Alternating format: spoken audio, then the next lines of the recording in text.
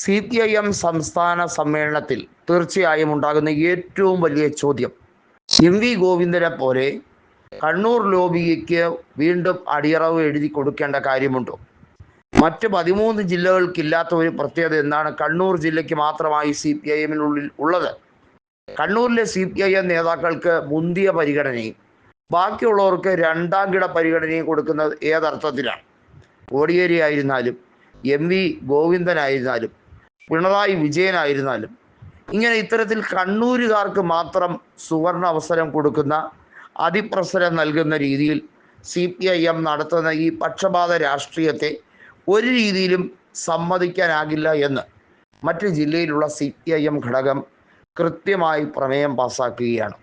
ഇതോടുകൂടി കണ്ണൂർ ജില്ലയിലെ CPIM നേതാക്കൾ, പ്രത്യേകിച്ചും വലിയ സ്ഥാനങ്ങളിൽ ഉയർന്നു വന്ന CPIM നേതാക്കൾക്ക് വലിയ ഭീഷണിയാണ്. CPIMന്റെ സംവിധാനം തന്നെ തകർന്നുകൊണ്ടിരിക്കുന്നു എന്ന് പല നേതാക്കളും പറഞ്ഞു തുടങ്ങിയിട്ട് കാലം കുറേയായി.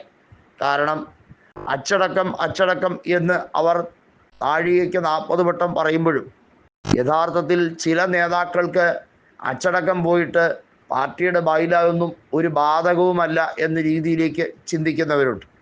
പിണറായി വിജയനെ പോലുള്ളവരെ പാർട്ടിക്കകത്ത് ചോദ്യം ചെയ്യാൻ പോലും ആർക്കും ധൈര്യമില്ല. അങ്ങനെ ചോദ്യം ചെയ്യുന്നവരെ പാർട്ടിയിൽ നിന്നും കാരണമൊന്നുമില്ലാതെ പുറത്താക്കുകയും ചെയ്യും. ഇതൊരു സംവിധാനമാണ്. പിണറായി വിജയൻ്റെ കുടുംബത്തിന് വേണ്ടി മാത്രം വെച്ചിരിക്കുന്ന ഒരു സെറ്റപ്പാണ് CPIM സംസ്ഥാന കമ്മിറ്റി എന്ന് വ്യക്തം. കാരണം പിണറായിക്ക് ശേഷം മുഹമ്മദ് റിയാസിനെ മുഖ്യമന്ത്രി സ്ഥാനാർത്ഥിയാക്കി വലിയ തോതിൽ കൊട്ടിഘോഷിച്ചില്ലെങ്കിൽ പിണറായി തന്നെ വീണ്ടും ധർമ്മടത്ത് നിൽക്കാൻ വേണ്ടിയുള്ള പ്ലാനാണ് കരുതിക്കൂട്ടൽ. അതായത് 2026 നിയമസഭാ തെരഞ്ഞെടുപ്പിലും ധർമ്മടത്ത് CPIMന്റെ സ്ഥാനാർത്ഥിയായി പിണറായി വിജയനെ തന്നെ മത്സരിപ്പിക്കാൻ വലിയ നീക്കം നടക്കുകയാണ്. ഇത് ശരിക്കും പാർട്ടിയുടെ ചട്ടക്കൂടുകൾക്ക് വിരുദ്ധമാണ്, പാർട്ടിയുടെ ബൈലായ്ക്ക് വിരുദ്ധമാണ്. പിണറായി വിജയനെ പോലൊരു വ്യക്തി പാർട്ടി സംവിധാനങ്ങളെ എല്ലാം അട്ടിമറിച്ചുകൊണ്ട് തൻ്റെ മുഖ്യമന്ത്രി ഓഫീസ് സ്വാർത്ഥ താല്പര്യങ്ങൾക്ക് വേണ്ടി തുറന്നുകൊടുത്ത ഒരു മനുഷ്യൻ, തൻ്റെ ജീവിതത്തിൽ നേരും നെറിയുമില്ല എന്ന് അദ്ദേഹത്തിൻ്റെ ദൈനംദിന പ്രവൃത്തി കൊണ്ട് തന്നെ തെളിയിച്ച ഒരു മനുഷ്യൻ എന്ന് വേണമെങ്കിൽ പറയാം.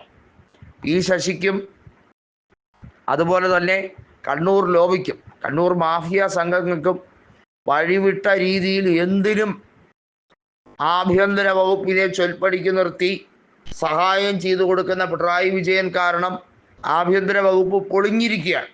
നാട്ടിൽ ക്രമസമാധാന നിലയില്ല. ചെന്താമരകൾ ഇതുപോലെ നിലവിൽ തലങ്ങും വിലങ്ങും ആളുകളെ കൊലപ്പെടുത്തി കൊലവിളി നടത്തുന്ന ഈ സംസ്ഥാനത്ത് മനുഷ്യന് സമാധാനമായിട്ടൊന്ന് ഉറങ്ങാൻ, ഒന്ന് ജീവിക്കാൻ, സമാധാനമായി ഇരുന്ന് ഭക്ഷണം കഴിക്കാൻ പോലും കഴിയാത്ത ഒരു അന്തരീക്ഷം ഉണ്ടാക്കിയെടുത്തിരിക്കുന്നു. അത് പിണറായി വിജയൻ്റെ ആഭ്യന്തര വകുപ്പിൻ്റെ പിടിപ്പുകേട് തന്നെയാണ് എന്നുള്ളതിൽ യാതൊരു അർത്ഥശങ്കയ്ക്കും വകയില്ല എന്നുള്ളതാണ് സത്യം.